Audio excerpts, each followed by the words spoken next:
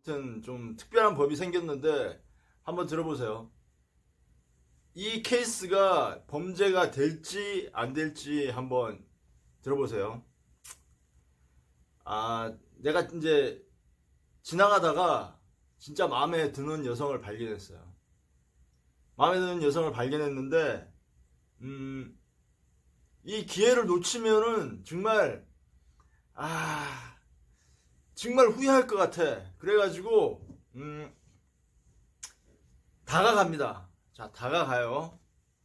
다가가서, 저기요, 정말 마음에 들어서 그런데, 전화번호 좀 줄 수 있어요? 언제 시간 나면 만나서 커피라도 한잔 합시다. 이렇게 얘기할 수 있잖아요. 그죠? 예. 근데 여기까지는 범죄가 안 된다는 건 확실하잖아.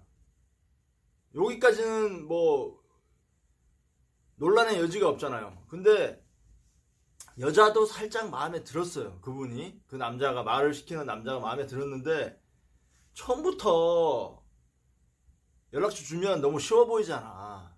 예? 그래서 여자분이 아이 괜찮아요. 저 지금 바빠가지고 다음에 기회 있으면 봐요. 이렇게 약간 튕겼단 말이야. 근데 속으로는 그게 아닐 수 있잖아. 그래서 남자가 또다시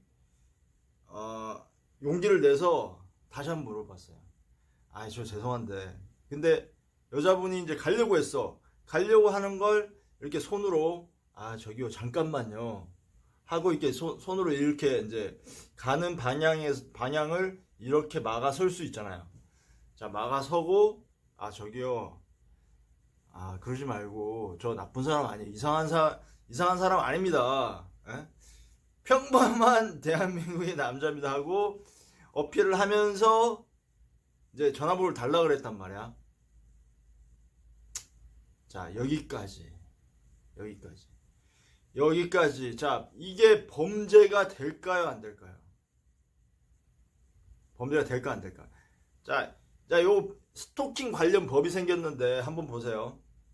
스토킹이라는 거는 상대방 의사에 반해서 정당한 이유 없이 상대방의 가족 동거인 또는 그 해당되는 주변 사람한테 불안감 또는 공포심을 일으키는 걸 말해요. 불안감, 공포심을 일으키는 거. 그러니까 좀 전에 얘기했듯이 계속 두 번, 세 번 물어보면 불안할 수가 있잖아. 또 공포심을 일으킬 수도 있잖아요. 그건 주관적인 거니까. 자, 그러면은 어떻게 해야 이 스토킹의 그 행위의 범주에 들어가느냐? 그건 네 가지, 법에 있는 그대로 제가 읽어드릴게요. 접근하거나 따라다니거나 진로를 막는 행위, 이게 전부 다 스토킹의 행위의 범주에 들어가요. 그리고 두 번째는 그 거주지, 주거지 앞에서, 근처에서 기다리는 거, 이것도 범주에 들어가는 거예요. 그리고 우편, 전화, 팩스 이런 걸 이용해서 글, 말, 부호, 음향, 그림, 영상, 화상 등을 도달하게 하는 행위, 이것도 범죄에 들어가고요. 또 직접 또는 삼자를 통해서 물건 등을 전달하거나 주거나 물건을 앞에 두는 행위, 이것도 범죄에 들어가고, 주거 등 부근에 놓여 있는 물건을 훼손하는 행위, 이것도 스토킹 행위의 범주에 들어가는 거예요. 스토킹 방지법의 범주에 들어가는 건데, 자, 이런 행위를 한 번 했다고 해서 스토킹 범죄가 되는 게 아니고, 요걸 지속적으로 반복적으로 해야 돼. 반복적으로 해야지 스토킹 행위로, 스토킹 범죄로 처벌할 수 있다. 근데 이거 그러면 결론이 뭐냐? 그게 범죄가 될 수 있냐 없냐? 사실 이게 법이 어제 발효가 됐어요. 어제부터 시작된 거야. 그래서 판례도 없고 지금 정확한 이게 얘기하면 이러한 행위를 정당한 이유 없이 지속적 반복적으로 해야 돼. 근데 이게 정당한 이유가 있는지 없는지가 좀 전에 내가 얘기한 그 사례 있죠. 그게 정당한 이유가 될까 안 될까? 나도 몰라요. 왜 그러냐면 어제 생겼기 때문에 이게 판례도 없고 요거는 조금 좀 지나봐야지 저 케이스가 좀 생겨야지 될 것 같아요. 근데 이게 중요한 건 뭐냐면 어제 생겼기 때문에 만약에 이게 범죄가 될 수도 있어. 범죄가 될 수도 있어요. 자, 처음에 그냥 말을 시켰어. 전화번호 한번 주세요. 하는 거는 범죄가 안 되는 건 확실하죠. 근데 두 번, 세 번 반복하면 범죄가 될 수 있다. 요 문자 그대로 설명을 드리면 범죄가 될 수 있습니다. 자, 그러면은 더 심각한 경우가 생길 수 있는데, 자, 그러면 얼마나 처벌을 받냐? 스토킹 범죄를 저지르면 3년 이하의 징역 또는 3천만 원 이하의 벌금에 처합니다. 되게 센 거죠. 엄청 센 거예요. 자, 근데 만약에 호주머니에 맥가이버 칼이라든지 이런 걸 소지하고 있었어.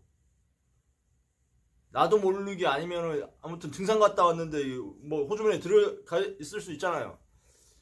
만약에 그렇게 된다 그러면은 5년 이하의 징역 또는 5천만 원 이하의 벌금에 처해질 수 있어요. 자, 큰일 납니다.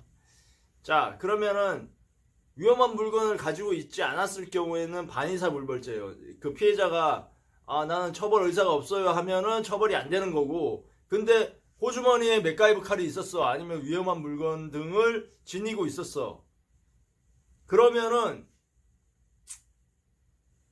반의사 불벌죄가 아니야. 피해자가 처벌을 하지 않는다고 의사를 표현하더라도 국가가 처벌할 수 있어요. 아무튼 어제 그 발효가 된 법이니까 여러분들도 참고하셔가지고 조심하셔야 될 것 같아요. 아무튼 이런 법이 생겼다는 걸 소개해드리는 거니까 의견 있으시면 댓글로 남겨주십시오. 감사합니다.